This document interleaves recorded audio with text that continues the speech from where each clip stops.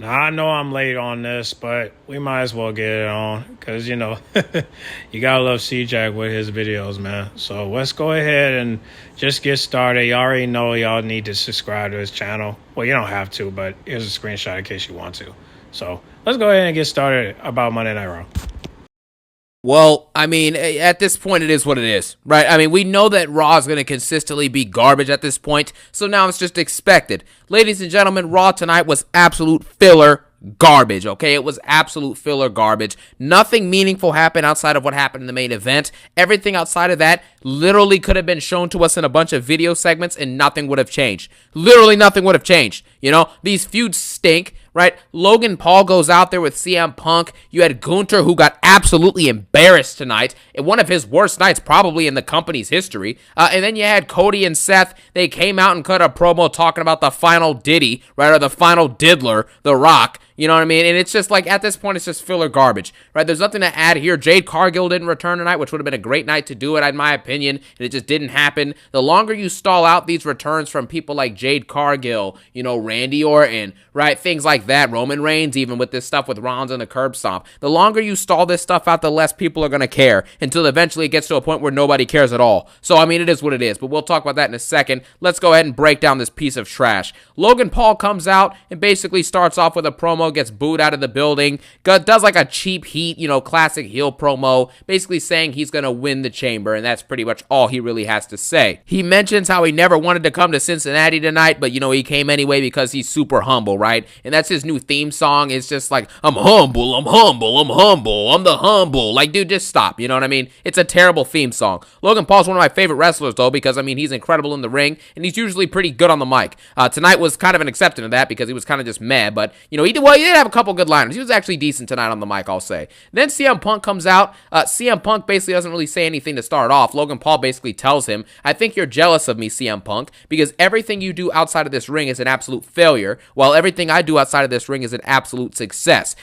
Logan Paul basically is spitting facts because, I mean, everything CM Punk has tried to do outside of WWE has been a failure. The AEW experiment did not work out, right? The UFC or MMA, whatever Punk was doing in the 2010s, I think it was UFC, that experiment did not work out, right? So it is what it is. It's a tough shot, but I mean, Logan Paul is spitting facts. Let's be real here. And Logan Paul basically says, you have Stone Cold, you have Cena, and you have CM Punk, right? You're just another top guy. The industry's never seen anything like me. Things of that nature. It was a pretty good promo by Logan. He basically mimicked a couple lines that CM Punk said as well. All CM Punk was basically saying was the fact that in this business, you're a footnote in the history of it, where guys like me, Stone Cold, and Cena are making history. It's like, yeah, Punk has done some historic things, but the fact that Logan Paul and CM Punk are even in the same mentioning as Stone Cold Steve Austin and John Cena is just egregious. You know what I'm saying? Those names shouldn't even be uttered between these two dudes, right? Maybe CM Punk, but Logan Paul, absolutely not, of course, right? Which is why CM Punk is kind of spitting facts, but, still, Punk is not even close to Cena or Stone Cold either,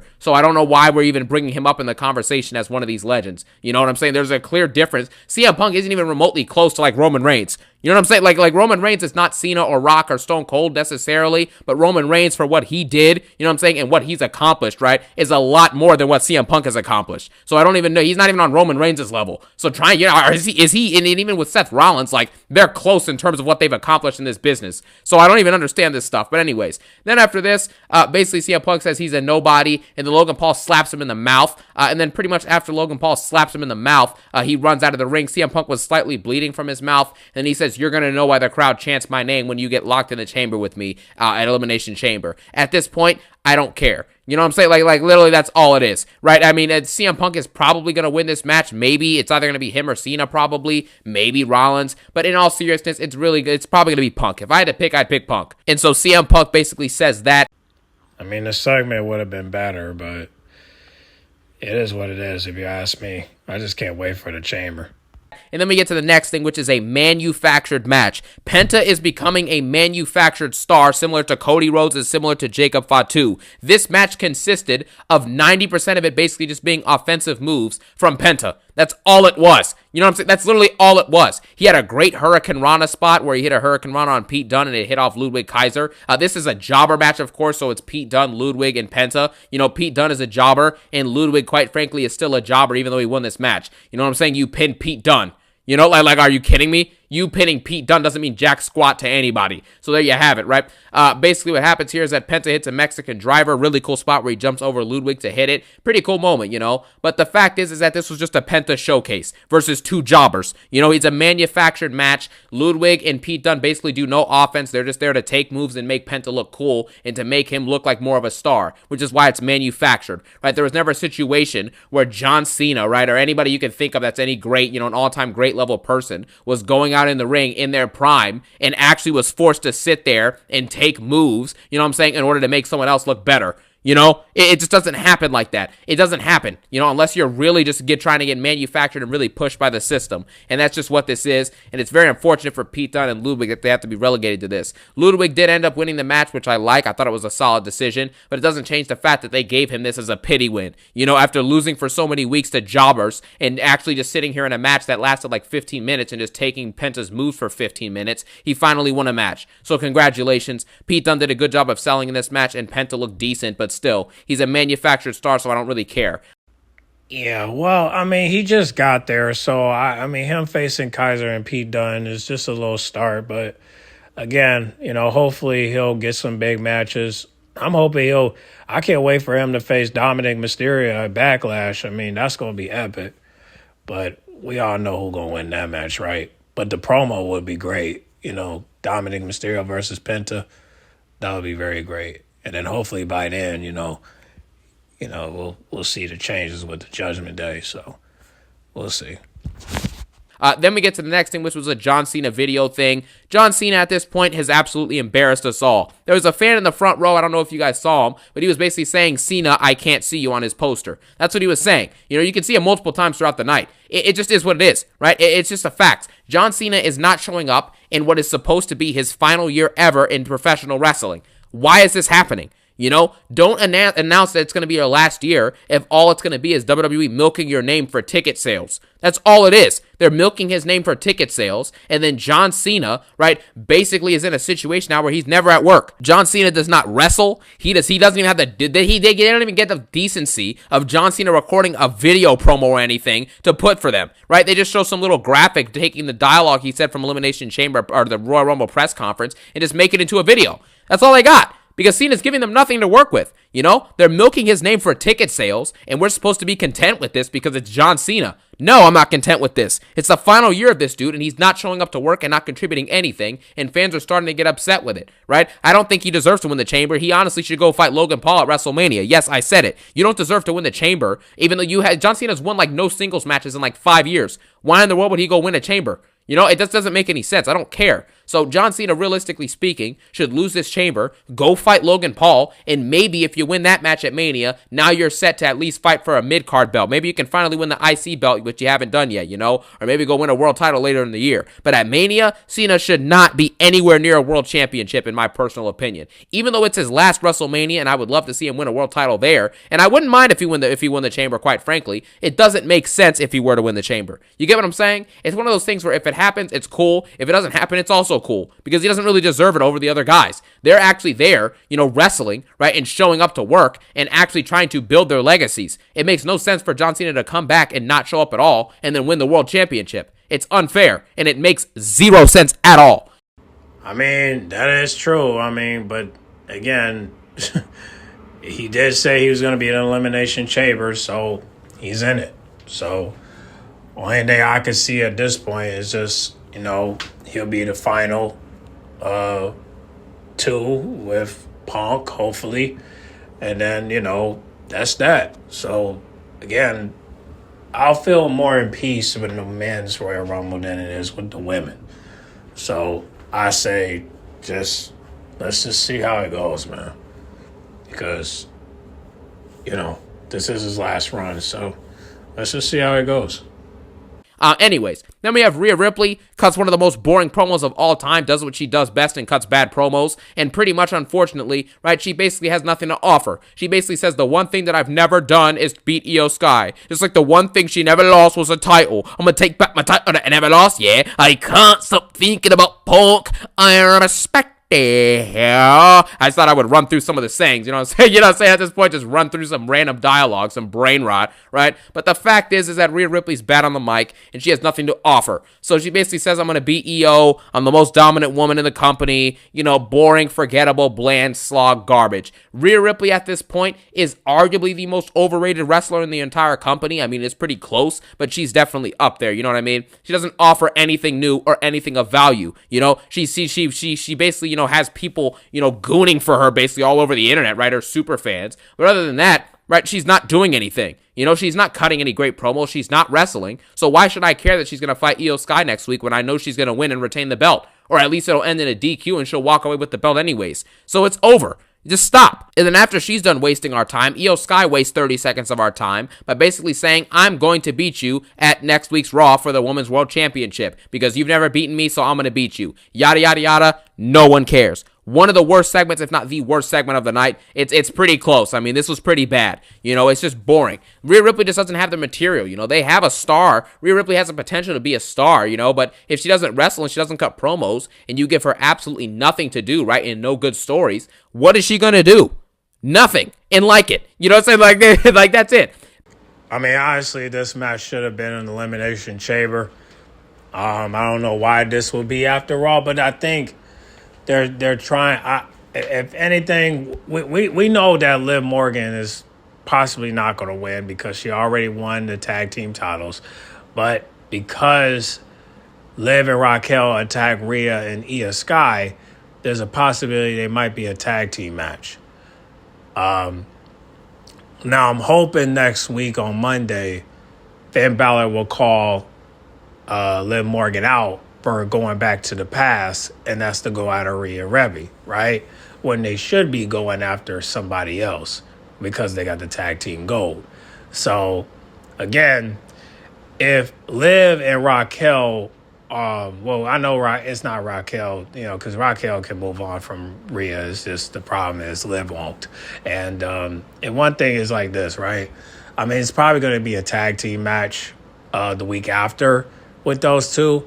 But then again, we will hope that the winner will be Alexa Bliss. So that way she can set a little backstage promo for all three. But then again, we don't know if she's going to win or not. And not only that, you know, we got to see if Bianca go win or Bayley go win. And again, we don't want to see Liv Morgan win. We just don't, because it's going to hurt her career if she do it. If I were her, I would just let the others win. I mean, and just stay out of the single run. But there's a possibility that Liv Morgan will most likely go after Rhea and Io Sky after the fact, and it's mainly because of what they did backstage. So, but hopefully Finn Balor can call her out for that and say, hey, you know, remember when you told me not to go after Damian Priest? Well, why are you going after Rhea? You know what I'm saying? So, again, that's a discussion that I hope they talk about. And hopefully Finn Balor won't fall back on it, because at the end of the day, you know, you moved on from Damian. Tell Liv Morgan to move on from, from Rhea. Otherwise, you know, everyone going backwards, right? So, hopefully it works out. Because, like I said, they got the tag team gold. They shouldn't be focusing on single runs right now. Like I said, if Liv Morgan's going to go after the women's title, and, Raquel should go after the Intercontinental title. It's only fair. So, but we'll talk more about that at the end of the video. But let's get back to this one.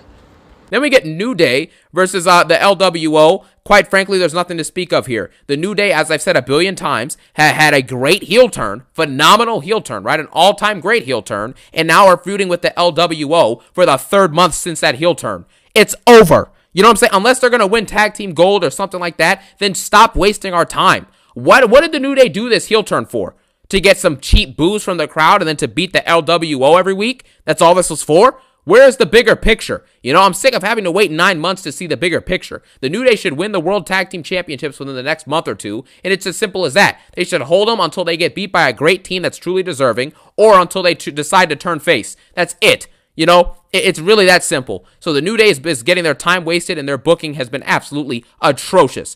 Now we have the next segment, which was Gunther cutting a bad and forgettable promo where he says the same thing he usually says. I'm going to beat Jey Uso, and I'm the best professional wrestler on the planet. When is the last time Gunther has wrestled? Can anyone please list me that off? Thank you. There's your answer to that question, is he's the best wrestler. If you don't wrestle, and when you do wrestle, you wrestle 6 out of 10, 5 out of 10 max matches, why in the world would I consider you the best wrestler in the world?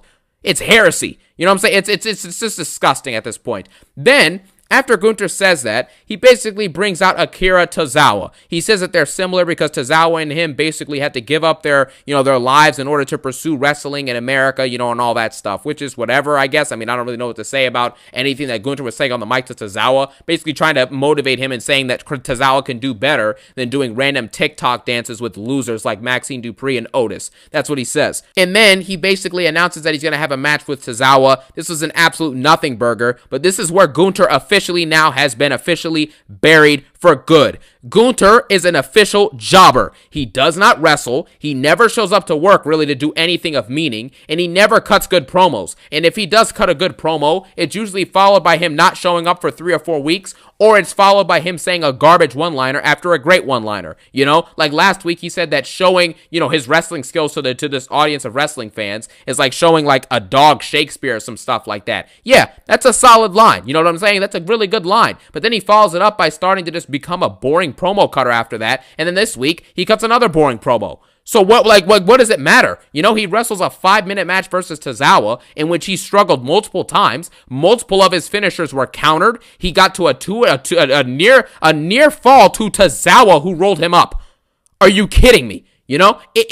It is embarrassing to see what has happened. The World Heavyweight Champion has to challenge Tozawa to make himself look and feel better as champion because he knows that he has not done anything of meaning with that belt. He hasn't beaten any notable competitors. Randy Orton is not a notable competitor anymore. Randy Orton has not won a singles match on a PLE in like 4 years. So he's not credible anymore. Nobody cares what Randy Orton's doing, and WWE's had him on ice for months.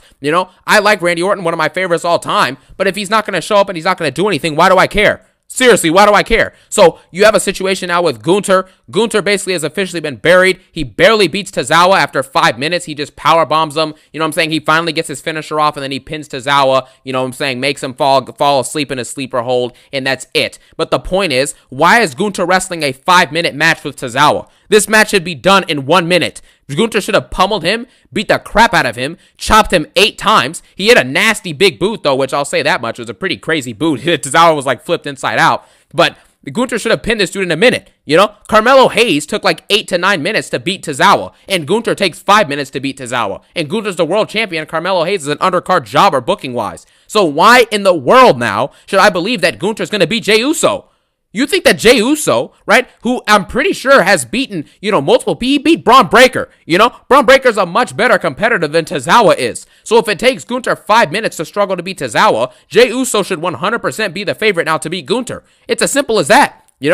Carmelo Hayes, why can't Carmelo Hayes win a world championship? It only took him 3 more minutes to beat Tozawa than it did Gunther. They're on the similar playing fields now. So it's the same stuff. This is embarrassing. This is your world heavyweight champion, and he's struggling to beat Tozawa? I mean, what did this... I do have an idea. What if Carmelo Hayes go after Jey Uso for the World Heavyweight Championship? Even though he's SmackDown, what if he goes after Jey Uso for the championship? I think that would be really great. That would be a really great match for me. Something after WrestleMania. And I think, what is that called? Clash in the Castle, something like that. Yeah, that would be dope. I would definitely love to see that. Y'all comment down below and let me know what you think about that idea. Prove. He struggles and then runs away. This is another thing. He ran away from Otis when Otis got in the ring. And then he ran back in the ring to attack Otis. I'm like, okay, you're running away from Otis in 2025 as the world champion.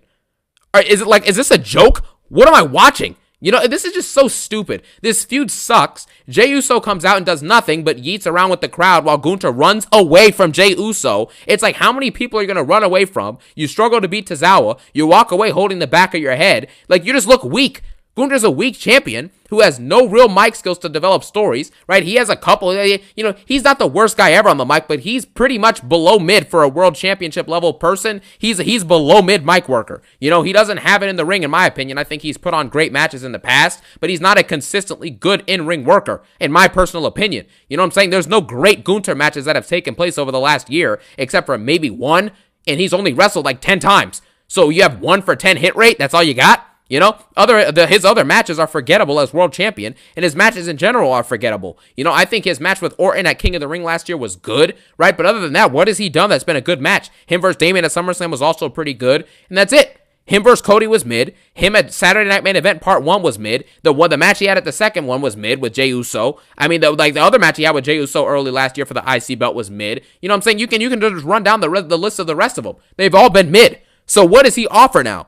I don't know. But thankfully, this championship reign is not going to last much longer. He's getting booked into oblivion before Jey Uso eventually takes this dude's championship, and that's it. Jey Uso came out, did nothing, checked on Tozawa, and that was it. That was the end of this segment. This is not a Mania-level feud. The fact that this is WrestleMania 41, and we're going to watch Jey Uso fight Gunther, who is now an official jobber, just like Jey Uso was also a mid-card jobber, I don't even know what to say anymore. Then we get Lyra Valkyria versus Dakota Kai. This is a pretty, a pretty ridiculous match. I don't understand why the women's mid-card belts are basically relegated to being the same rematches week after week. You know what I'm saying? You have Chelsea Green versus Michin belt, and now you have the Lyra versus Dakota Kai belt versus Ivy Nile belt, because Ivy Nile is going to be in this picture now for the next 2 months, probably until Mania, and it's just really disgusting to me, man. I mean, these mid-card belts should be made to feel like something special or something different, but this is Lyra's first match since winning the belt, it feels like, so I don't even know what to say. This was a run-of-the-mill match. Dakota Kai had some decent offensive moves. There were a couple botches.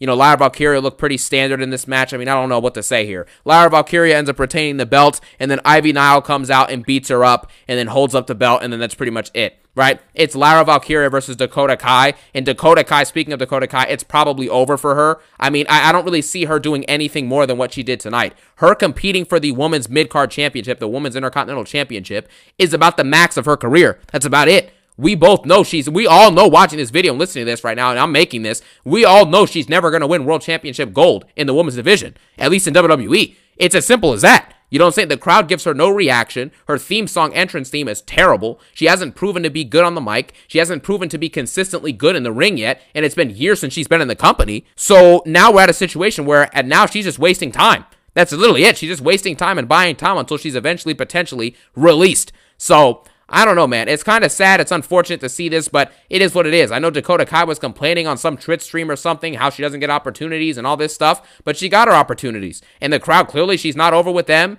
and she's not really performing to an elite level on the mic or in the ring to really warrant anything otherwise than her being an undercard jobber. So now after she's done with this IC belt match, she's probably going to go back to being an undercard jobber, and that's pretty much that. So yeah, there you have it. Lyra Valkyria is probably going to fight Ivy Nile in a couple weeks for the IC belt, and that's going to be that.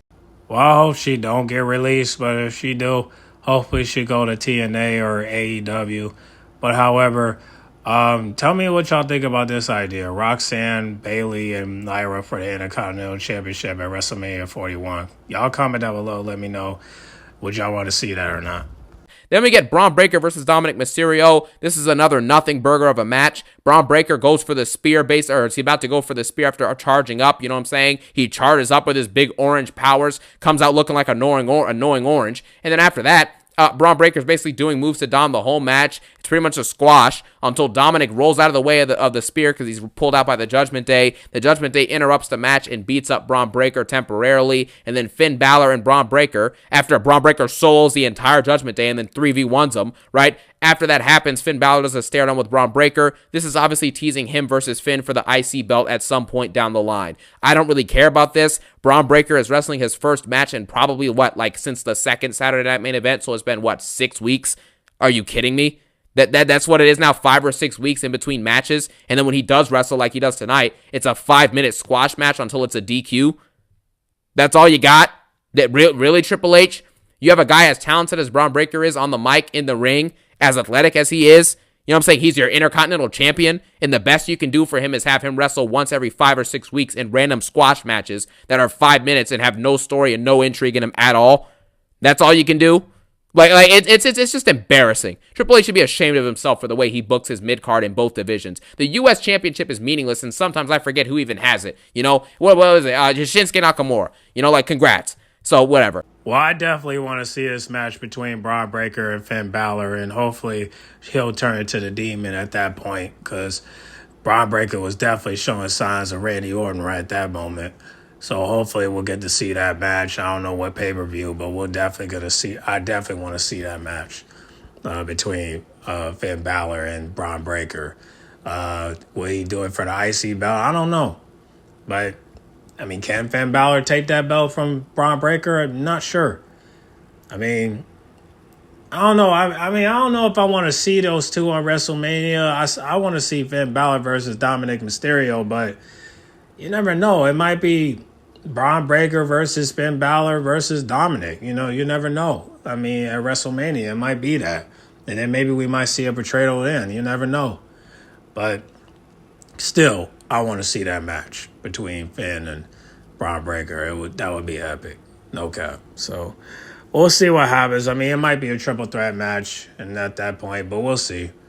We'll see.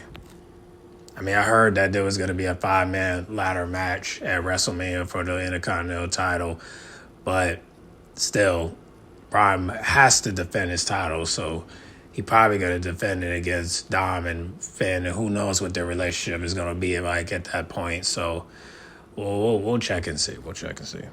Anyways, then we get Sami Zayn. He's in an interview segment. Again, like I said, Sami Zayn and Kevin Owens is the same repeated nonsense. Sami Zayn's like fake crying because he visited Kevin Owens' mom and he's like upset with himself for what he's become and what Kevin has become. Stop. It's the same match we've already seen. It's going to have some table spots, maybe a ladder spot and some chairs involved. That's it. You know, it's like stop. It's nothing bigger than that. Relax. This guy's acting like they're going to go to war with, like, guns and knives and stuff. Like, are you kidding me? This guy's acting like they're going to go into war with, like, ancient weapons and it's going to be some big problem in Toronto. Relax. It's not that serious. Calm down. You know what I'm saying? So that's pretty much all this segment was, is him just basically recapping that and trying to bring up, you know, what's going to be so personal and so intense with the match on Saturday at Elimination Chamber. And then we have one of the worst parts of the night. Cody Rhodes and Seth Rollins basically come out, and, Cody Rhodes comes out first and basically just recaps and says absolutely nothing. Cody Rhodes has now been a specialist at saying nothing. He basically says to the crowd, you know, I'm your champion, I love you here, I respect you here, and we have to talk about what The Rock's offer is. Like, dude, what are you doing? You know, cut a promo and please get out of the ring. That's really all you need to do, dude. Just don't overstay your welcome. And then Seth Rollins comes out and basically says, Cody, do not side with the final ditty. And this is where the problem comes in with this entire situation. Seth Rollins spent his whole beginning of last year trying to get Cody Rhodes that championship and topple Roman Reigns and topple The Rock. So how are we now at a point that Cody Rhodes, whose entire story was built on the fact that he needs to finish his story and win the championship that his father never got to hold, he wins the championship, and now all of a sudden The Rock randomly has an offer that's bigger than that? It's like, what can be bigger than that? You're on the posters of all the PLEs. You're on all the posters for all the billboards. You're saying you're the goody two-shoes, the biggest face in the company, arguably, right? Besides, like, Jay, obviously, and then Roman, and, you know, a couple others there, Punk, obviously, right? Guys like that. But Cody's got the belt. He's got the North Star of the wrestling industry. And The Rock comes out and says, I have a special offer for you. I want you to be my champion. Like, what is The Rock going to offer that you don't already have? You have the money, you have the fame, right? You're on all the billboards, all the posters, everything like that. You're over with the crowd, and you have the championship that you strived years to earn, your whole career to earn, and you've had it now for nearly a year. What is The Rock going to give you that you don't have? It makes no sense. So anything Seth and Cody even say here is just meaningless to me. You know, they're not talking about anything because this story means nothing. It was thrown together last second. The Rock added absolutely nothing to anything this Mania season. And quite frankly, even though they're going to probably have a segment at Elimination Chamber or whatever's going to happen there, a little promo, whatever the heck is scheduled, no one cares. Right? What is this going to mean? Oh, Cody sold a soul. Oh, he didn't sell a soul. Like, no one cares. You know, Cody Rhodes is a jobber, man. Like, he just is. He's had an awful championship reign, and no one cares what he has to say. And Seth Rollins, it's the same thing. You know, I don't really care what he has to say either. I'm a visionary, a revolutionary. Cody, why are you doing this? Don't make me hate you. And then Cody Rhodes is like, I know you, Seth. I love you. I know what you've done. You stabbed me in the back in 2022. You helped me be my shield for Mania 40. Like, dude, what are you talking about? That's just stupid. And then Rollins responds with, "Don't make me hate you, Cody, because when I win the chamber," which is just laughable because he's not going to win the chamber. He's like, "When I win the chamber, I'm going to come for that belt and I want to fight the Cody that's in his prime. Not a hack, not a sellout, an actual Cody that's in his prime and that fights for what's best for business." You know, it's just so stupid. Cody brings up the fact that Rollins was in the Authority. It's like, why are we wasting our time with this? It's Cody Rhodes and Seth Rollins spitting absolute nonsense into the mic for 3 or 5 minutes. You know, it's just for 5 to 10 minutes. So thank you for wasting our time. You know what I mean? Whatever. That's all this segment was. It was a filler promo. If Cody's going to answer the Rock's situation at Elimination Chamber, why is he even out here tonight? He already doesn't show up anyways to do anything meaningful, so just keep him off TV for a week. It's not that big of a deal. Nobody will miss him, quite frankly. At least I won't miss him on the show, at least for now. Until he actually changes his character, does something of meaning, there's no reason to have him on the show. It's as simple as that. Other than the fact that he has the championship, of course. But if he wasn't champion, there would be no reason for him to show up, unless he's doing something that actually matters and that's entertaining. Then we get to the main event, which was easily the best part of the night. Liv Morgan and Raquel Rodriguez versus Bianca and Naomi was a very, very solid match. I thought it was pretty good, quite frankly, honestly. I mean, there was multiple good moments. I thought the in-ring performance from pretty much everyone in this match, except for Liv Morgan, was pretty much solid. Naomi did multiple solid moves. Bianca did some good moves. Bianca kind of did she was okay in here. She didn't do that much, right? Raquel Rodriguez looked solid in this match, and Liv Morgan hit a couple of finishers or whatnot. It had good moments, right? False finishes here. The false finishes were booked very well, I will say that. I think the ref is an absolute moron for directly not looking. He's looking directly at Dom in his direction, and when Dom moves Liv's leg up on the rope for that one kick out situation thing, right? It's just like, why are we doing this? The ref's looking right in his direction, and we're supposed to believe that he didn't see that? It's just very dumb. So the whole interference thing with these refs sometimes gets very irritating as a wrestling fan, because it feels like you're just insulting, our intelligence, and it's just really stupid. So there you have it. And there was also anticipation that Jade Cargill could come back. So everything, the pandemonium, the drama, the near falls, the solid in-ring work, made this match overall like a 7 to 8 out of 10 quality, right? This was a good match. Don't get me wrong. However, the fact that Jade Cargill hasn't come back yet is not a good sign. Liv Morgan and Raquel Rodriguez end up winning the championships, and the way that they won was just a poorly booked ending. That's why this match is probably closer to a 7, because the ending of this match just wasn't good. You know what I'm saying? It was garbage. Naomi gets her head slammed off of the what's it called, bro? The pole, right? She gets her head slammed off of the pole, and then all of a sudden she's knocked out and just gets pinned clean. What? How is that even possible? You get your head slammed on a ring post, and then you're pinned. That's it. There's no move, no nothing, just pin. Get slammed on the ring post. Boom. 1, 2, 3, and it's over. So, there you go. I thought that was a stupid ending to a very solid match, but there you have it. Jade Cargill not coming back yet is not a good sign, like I mentioned at the beginning of this video, because the longer you bait out her returning, the less it's going to be wanted. It's as simple as that. This isn't something where it's like John Cena's returning or Roman Reigns is returning or anything like that. It's Jade Cargill. I like Jade Cargill, but come on. She's not like a mega star that you're like dying to see return. So the longer you waste our time, and make us wait for her return, the more it's going to be annoying. So, I mean, there you really have it. It's as simple as that. Jade Cargill, if she doesn't return this Saturday at the Chamber, in the Elimination Chamber when Naomi and Bianca are in it, then pretty much her return is going to be dead on arrival. That's basically it, unless it's booked to perfection somehow, which, again, nobody trusts Triple H to do that. So, yeah, that's pretty much the end of this show. I miss Jade Cargill. I really hope she comes back soon, because her story is going to run stale if she doesn't come back soon, and it's as simple as that. This episode of Raw gets like a 5 out of 10. It's not the worst, episode ever, but of course, it's definitely up there. This is pretty bad. I'm going to lower it down to a 4 because, quite frankly, outside of the main event and like maybe a couple moves that Penta did, and that's pretty much it, there was really nothing to speak of. So this is actually going to get dropped down to maybe a 3 or a 4. Yeah, I'll give it a 4 just out of kindness. I'm in a good mood. So I'll give it a 4 out of 10. This episode was pretty bad, obviously. I mean, this is expected at this point, though. So we'll see what happens with the Chamber. There will be a Chamber prediction video / rant coming out this week, because this pay-per-view looks absolute garbage. So we're going to discuss that. And then I'll have some videos throughout the week as well. And that'll be that. And then we'll get the Chamber review out on Saturday. So I hope you guys all enjoyed this video. Let me know what you thought of Raw in the comment sections below. And as always, I hope you have a phenomenal day. Peace out and one love. Okay. The reason why I gotta put this picture here, because I want to talk about that match. So I didn't watch the match because due to my ego, but congratulations to Liv and Raquel for their 3rd win of the Women's Tag Team Championships. But however, they need competitors, all right? They need opponents, because if we're going to keep Liv Morgan distracted from going after Rhea, we need her to go get some competition. Now, hopefully some people from NXT will step up and challenge them for the titles, but are they going to win it? No. But is the Liv and Raquel going to retain it? Yes. And because they got this tag team push.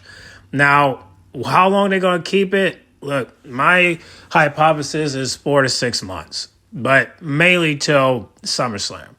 And then when SummerSlam comes, hopefully Liv will go after the title then, if she wants to. If she wants to go after the title then and we get a new champ, feel free. But if she's just going to focus on Rhea, then it's just a complete waste of time. You know, honestly, I don't know why Liv Morgan can't just move the fuck on, but it's obvious that she can't get over the broken friendship she had back in 2022, because we know this is not about Dom. This is about a title and a broken friendship she has with her.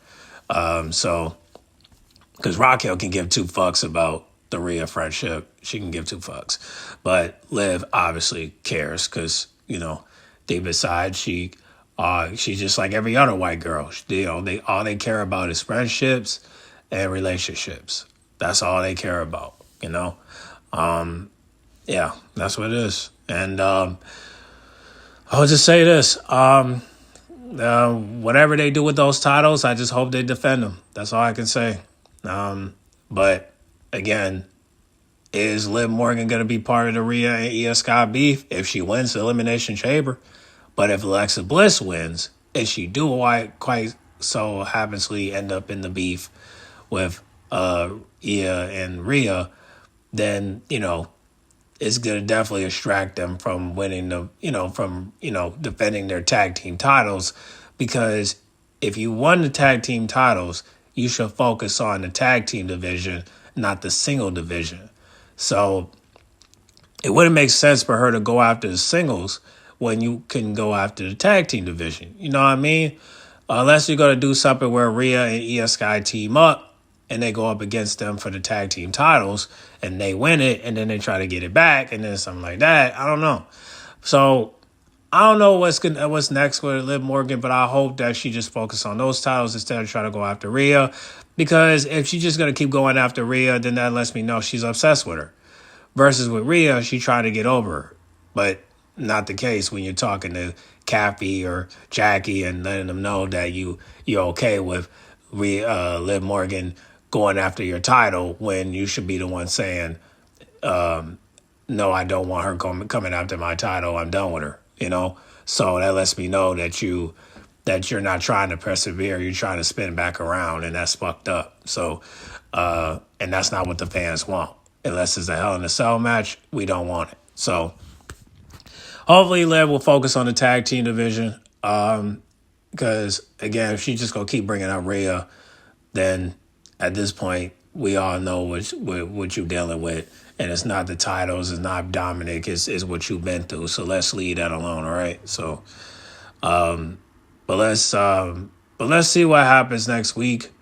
Io and Rhea are having a match next week. Liv and Raquel might interfere, but we'll see. We'll see. I mean, hopefully Alexa Bliss will win the Elimination Chamber so we can get a fatal four-way if it happens. Otherwise, it'll just be one-on-one or triple threat match. So we'll see. We'll see. But y'all get on the comment box and make sure you guys like, comment, subscribe. And as for the prediction video from C-Jack, I do have a video of that, and I will drop it this week. And trust me, it's really good. And would I drop a prediction video for myself? No. I mean, I'll give you my review or not review, but I'll give you my thoughts and what I will like and what I will hope. You know what I'm saying? It might be called a prediction video, but it won't be because I don't really know what to expect for the women's chamber. I got something for the men's. I do believe Tiffany and Trish will win. I do believe that, you know, Cody and The Rock will have some type of agree and disagreement.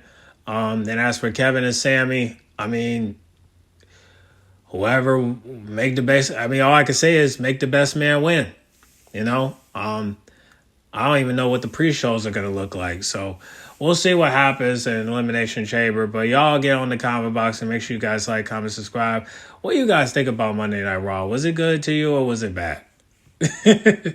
I know some of y'all are happy that Liv and Raquel won. So, I mean, yeah, like I said, congratulations to them. I'm glad they're 3 times. But I just wish they would have won it without Dom, because then they would gain more respect. You get what I'm saying? So, but hey, it is what it is. But y'all get on the comment box and make sure you guys like, comment, subscribe, share if you're new, and I'll catch y'all in the next one, all right? Oh, and by the way, comment down below and let me know who you think they should face from NXT, because the main roster dead. So let me know down below who you think they should face for the who gonna face them for the titles. Let me know, all right? I'm out.